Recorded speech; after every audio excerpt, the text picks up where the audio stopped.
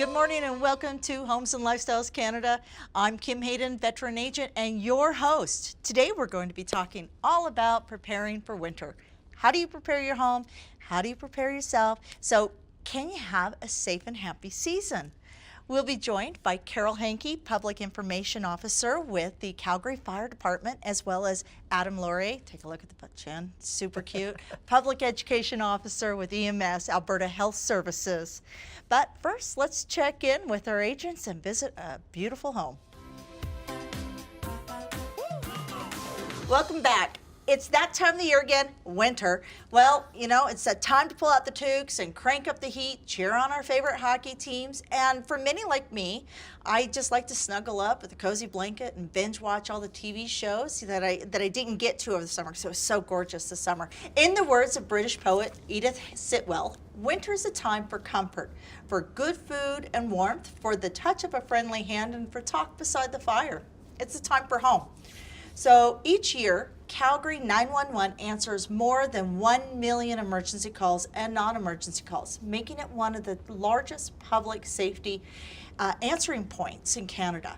Here today to talk about safety are Carol Hankey from the Fire Department and Adam Laurier from EMS. So how do they work together? Because we just pick up the phone, right? We say what our issue is.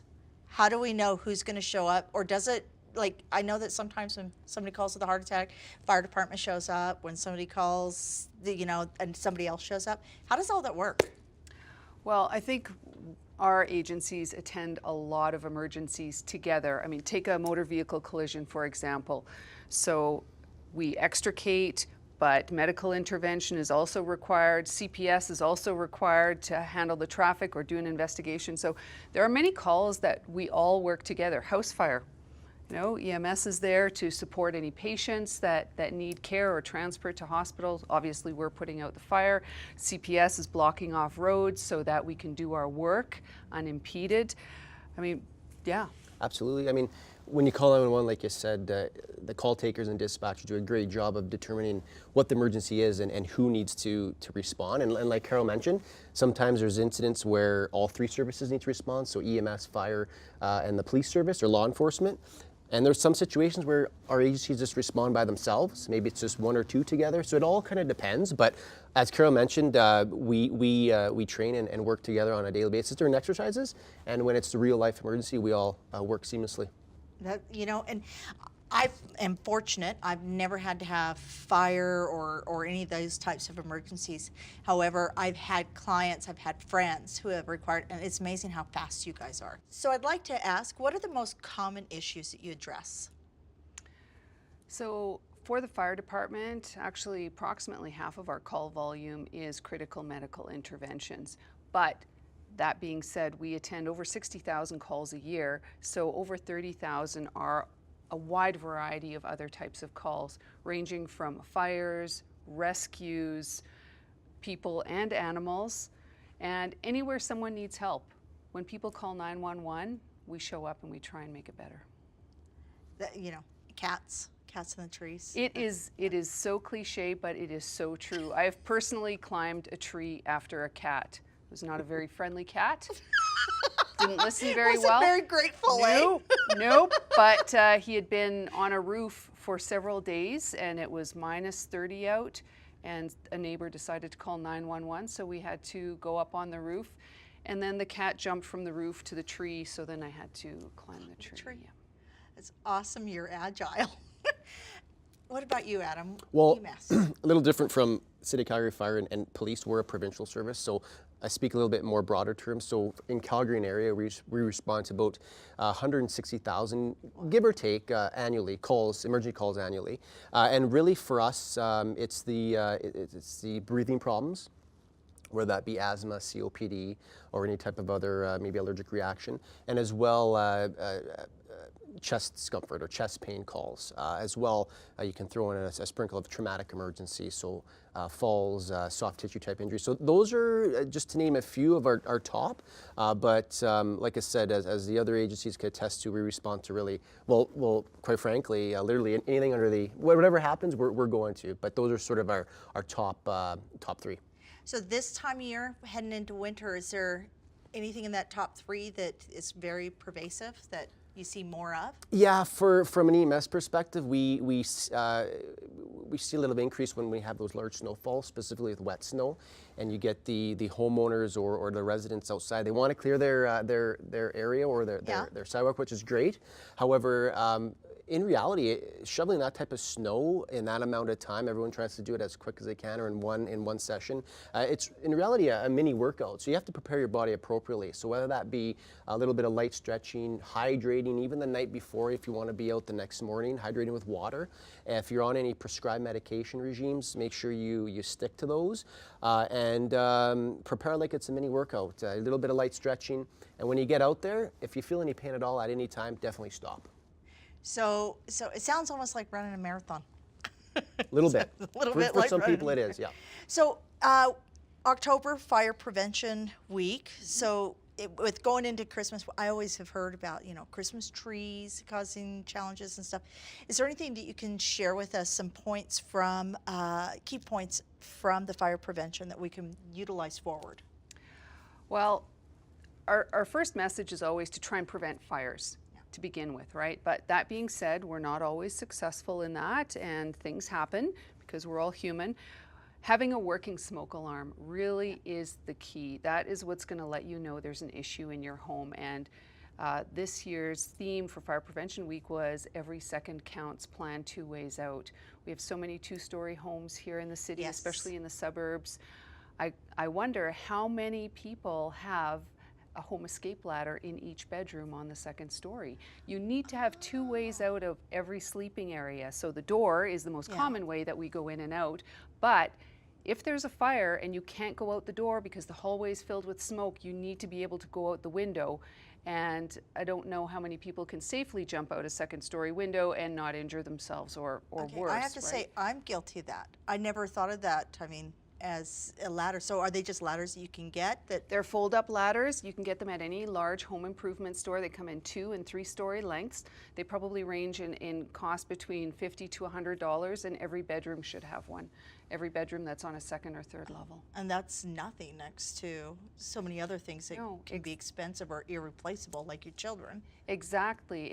So not just having those, but going through a home escape plan with your family, and that everyone in the household is aware of the plan. Special considerations for anyone who's mobility impaired. If you have someone even temporarily who has a broken leg or broken ankle, you need to plan for those things. Pets, we love our pets. They need to be part of the plan and they too. have the stickers I've seen all my friends have stickers on their doors.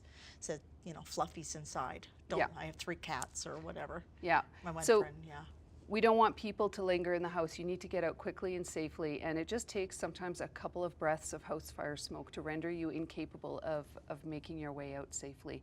So fires these days, especially in new builds, new homes, they spread very, very quickly. They can double in size in 30 to 60 seconds. So you have less than, once your smoke alarm activates, you literally have less than 3 minutes to get out safely before you're probably unable to do so.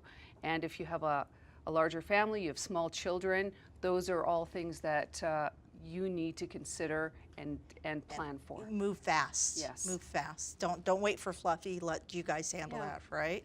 So what should homeowners do to prepare their homes for winter? So we've gone through that. So how do we apply some of the EMS and some of the fire safety to our homes for the winter months? Well, definitely salt and sand mixtures. Spread those on any icy spots to prevent any slips and falls. And getting back to that snow shoveling where we see a small uptick in cardiac-related emergencies or respiratory emergencies, we also see the slips and falls, right? And on top of that, salt sand mixture, help your neighbors out, do the same thing. And we also got to take a little bit of responsibility. Be prepared when we go out. If we're commuting to the bus stop or going for a walk or commuting to work, be prepared. So have proper footwear on, right? Yes. Something with a good durable anti-slip sole, good ankle support. If you find yourself in a slippery area, we advise walk like a penguin. I don't know if you've ever seen a penguin slip. Right? So nice and slow, hands-free, put the cell phones away, hands-free in case you do have to fall. So nice and slow, legs apart, and just small shuffle steps, quite frankly. And as funny as it sounds, it actually does work. It does work. Absolutely. So walk like a I would like penguin. to see a demonstration though, because Yes, I'm not actually. sure that And quite. while we get you up to do the penguin thing, Sure. can you also, you had mentioned earlier about being hydrated Yep. and ensure that you stretch, you're prepared for Absolutely. shoveling. And Yep. we need to be prepared. We had such a gorgeous summer. I'm only guessing we're going to have a really long, crappy winter. So can we also get you to show us a few? Sure, so absolutely. Show us the walk like the penguin. This is awesome. So the walk like a penguin, like I said, your feet about shoulder length apart, or shoulder width apart, hands free and to your sides, and just some small shuffle steps in front of you. Now I want you to go all the way around. Okay. That's How am I doing yeah. thus You're far? doing good. Not You're bad. doing good. Arms out. Head up, looking, and just take it slowly but surely, quite frankly. Okay. And all joking aside, it's the proper footwear that comes into play. Don't sit down yet. Now you With gotta show me heels your or stretching. dress shoes, it's probably going to Yeah. still be a little bit tricky, even Yeah. walking like a penguin. Even walking like a penguin. Okay, so stretching. Yeah, and we're not looking for anything elaborate here. I mean, just specifically this is targeted to people who maybe don't live a very active lifestyle or a little bit unhealthy. You always want that stretching, so a little bit of arm action here. Twisting motion with your back. And again, if you feel any pain at all, yeah. stop. And then just maybe try to keep your legs a little bit rigid or straight, and just stretch that back a little bit. Nothing too extensive. Yeah. And then just a little bit of light stretching for your legs. And like I said, this is nothing elaborate. Just some simple things I love to how get you can going. do that without holding on to anything. I like have to hold Practice on to makes something perfect. and have somebody hold on to me in order to stretch like that. Now, is there a checklist of some other activities that we should be following during the winter month just to ensure home safety and personal safety? So we attend a lot of chimney fires in the wintertime because people are getting their fireplace going. Yes. Make sure that those are being regularly cleaned and maintained and inspected. Furnaces, hot water tanks, those things need to be inspected on an annual basis because they can be the source of carbon monoxide building up in your home, which is colorless, odorless, tasteless, non-irritating. So you won't know it's there unless you have a working carbon monoxide alarm that alerts you to that. Those just plug in too. Yep. They don't have to be hardwired in or anything, correct? No, you can get plug-in ones. We recommend one that has a digital readout, so if it goes into alarm, you can see what the parts per million is. And so if it says 500, that's more of an emergency, like get out right now, get everyone out, versus 5 parts per million. It's still an issue, and you still want to know what's causing that because there is a problem with your either furnace or hot water tank or fireplace. So you do want to get that inspected, but the carbon monoxide alarm is what's going to let you know there's an issue, and it can be lethal. Every year we hear somebody in Alberta. Every year there seems to be somebody in Alberta that succumbs to carbon monoxide.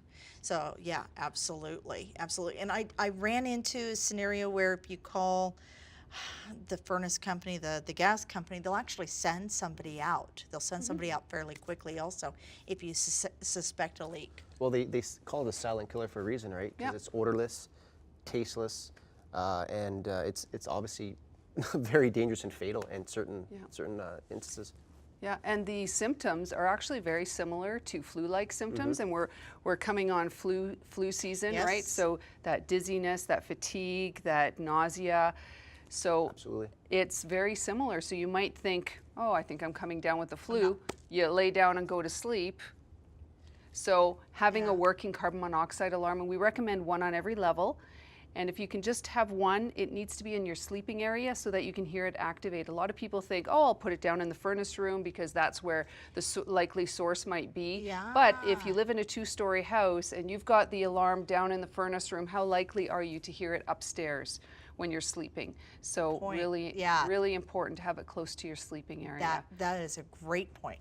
You guys bring up so much. Boy, it's amazing my kids made it to adulthood.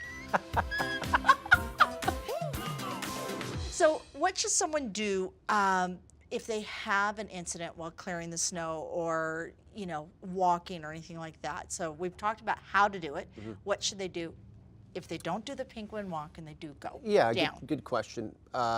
If you're in an area you're unfamiliar with, for example, a park, or you're on a leisurely stroll, what have you, look at where you are, landmarks, kind of have a general area, a description or location of where you're at. We work, all three agencies work closely with the dispatch center to find people, you know, whether they slip and fall in a Fish Creek Park or Nose Hill. It may take a few extra minutes just because, again, have a larger area to scan, but if you can see a building, a set of trees, a sign of sorts, let dispatch know. They'll relay that to us, and we'll do our best to get there as soon as we can. Excellent, excellent. So, you know, any other signs, anything else that is applicable to kind of the season we're coming into that you would want to share with our viewers that, you know, they need to be aware of? So focusing again on fires, because that's my sort of area of expertise, we still see so many fires starting by the improper disposal of smoking materials. People still think when they go outside to smoke that they can put their cigarettes in planter pots or in the flower beds. Do not ever do that, because it's got organic material in it. It's soil. Somehow people think it's like sand and nothing will burn, but it can smolder for hours, and even in the wintertime. Even in the wintertime, we see fires start, and they're so dangerous because they start on the outside of the home and work their way in. And we've been so dry. We've been so dry for, I mean, we're seeing fires all over North America, so let's just not tempt fate, eh? Yeah, and even people still throwing their cigarette butts out the window. I mean, we know grass fires start that way. In the house, the really key areas are the kitchen. We attend between 1 and 2 kitchen fires a day in the city of Calgary, and it's because people are starting something in the kitchen and then they're leaving it unattended. They're walking out, forgetting, especially cooking with oil. Once oil reaches its ignition temperature, it ignites. Yes. And so and you don't walk throw into the water kitchen. on it. Do not throw water on it. I found that out the hard way. Yes, that creates a big explosion. So you go from a pot on fire to a full-blown kitchen fire.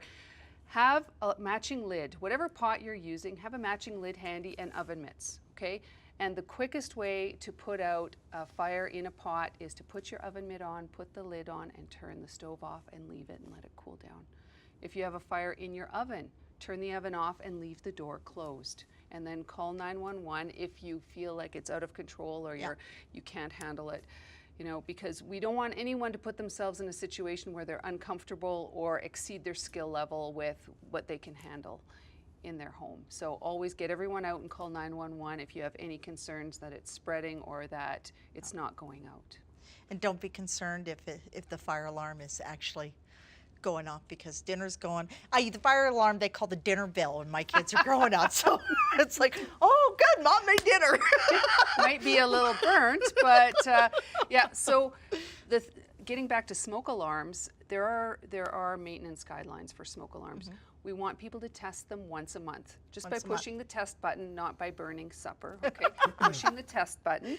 And then once a year, if it's a battery operated one, change the batteries. Or more frequently, you know, there's that annoying beep that they make when the battery's running low, so then change it. And after 10 years, smoke alarms are no good. So the expiry date is 10 years from the manufacturer date. So make sure you check your smoke alarms. If they're older than 10 years, they need to be replaced. And so now our recommendation is have one on every level, both inside and outside the sleeping areas, and they should be interconnected if you can do that. You can get battery operated ones that can talk to each other up to 12 or more on one circuit. So I think that's what we have in our house, but I haven't figured out how to get it from French to English. So she yells at me. So I guess you just have to learn French. Yes. But if they're interconnected, that means if one activates in the basement, it's going to send a message to all the other ones, so all of them will go into alarm, and that way your family will hear that there's a situation much sooner than if the fire builds and then has to activate the subsequent ones. Absolutely. You're over there going, I got something. Yeah, what do you got? Just on top of Carol's points, what we see an uptake, and obviously as you spoke about snow shoveling when it's heavier type snow, slips and falls, but as well cold related emergencies. And this is more getting into the middle of winterish when the temperatures are really dropping, hypothermia and frostbite. I could talk for hours about each, but I won't get into it, but do some education research about that. It happens almost daily when it's very cold. We respond to either workplaces or private residents or what have you for people experiencing hypothermia or frostbite. As well, when the roads turn icy and snowy, we respond to a number of collisions. And in a large majority of the circumstances, they're fairly minor. They don't result in serious or life-threatening or critical injuries, but they do result in people being taken to the hospital. So ensure your vehicle is prepared for winter, and I'll let you determine, research that as well, but ensure that.